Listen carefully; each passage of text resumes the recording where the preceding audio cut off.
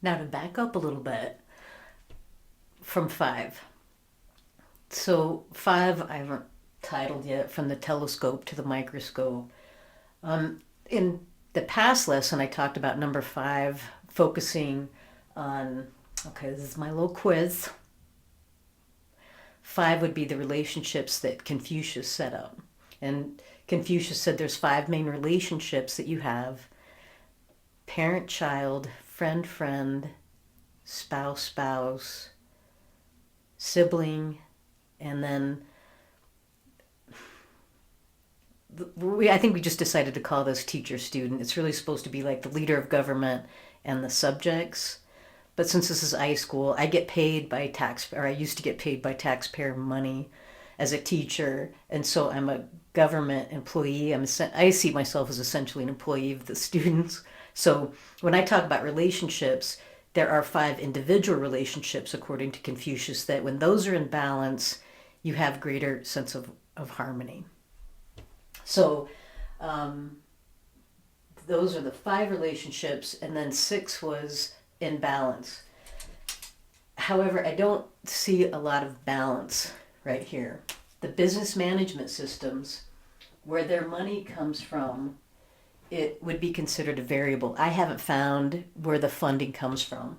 The 26 members of the NAEP, the National Assessment for Educational Progress, has 26 members to it. So that's one entity, but I don't know where they get their funding or where they get their kind of political pressure, because there's kind of this hierarchy. There's relationships between the student and the business management system, interpretation, and then what you hear or see on the radio, TV, media, etc. So when I talk about relationships, I'm talking about the relationships in this case of kind of the whole picture. And then I would say that they're out of balance right now, because when you look at business management systems, we don't know how much they profit, right? But when you think about technology, the computer businesses that are profiting from public education, like I've mentioned before, textbooks, even pictures, prom, science fairs, there's big money every single semester in education. And that pressure comes from business management systems. That's just like in the classroom as a student, you're going to get instructions to say, like, this is what you're going to be tested on. Here's your information that teachers have been given. And those teachers have been given that with the approval of principals, with the approval of superintendents, superintendent has its own boards, and then they get their instructions from, essentially it just keeps going up into this higher plane. But the money that's being made by business management systems is a variable. I have no clue. Can't find it. We do know, and if you can just research this is pretty consistent, that the debt of students, this intellectual property, is in the trillions, which I can't even get my head around that. What's a trillion? I'm researching planets, and it's like billions of years old and billions of light years away, and it's like a trillion? I can't even conceptualize that. But what we're seeing is that even just by going to public schools, you've already kind of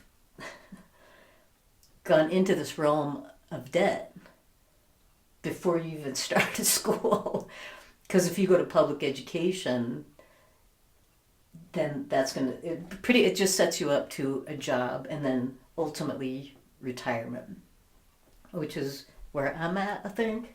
But anyway, I just think we're out of balance on this. So in my opinion, it is in your best interest to understand what you're learning, this space of head, the cognitive information that you're learning. When you say you are required to take this class, and this class, and you're not exactly told why, what it's going to do for you, except that you need it, it's required by law, you need it to graduate to get a job. Those are pretty much the only answers you ever get as to why am I doing what I'm doing in school. And so what I hear from students as I travel around is kids want to learn. And they want to learn stuff that's going to be beneficial to themselves, which is perfectly logical. When you ask somebody, why do I have to learn this stuff? You're going to get that always interrupting saying, you need this to get a job, you need this to graduate. Well, you need this to get a job because business management systems are going to profit on whatever kind of product you bring into their jobs. And that's all according to this hierarchy. Does that make sense? So your grade point average, all these things have been established by these entities.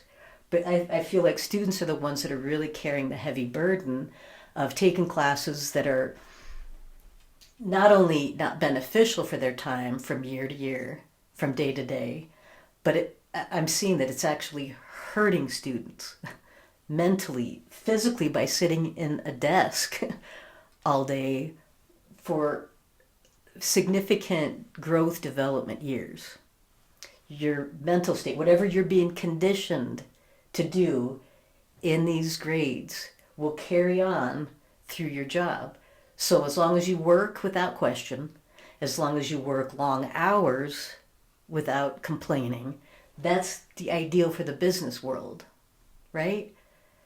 You go to school, it's not really to learn, it's to see if you can sit there and be obedient and say, I will do this to get a grade, which is, again, based on milk, grade A, grade B, grade C.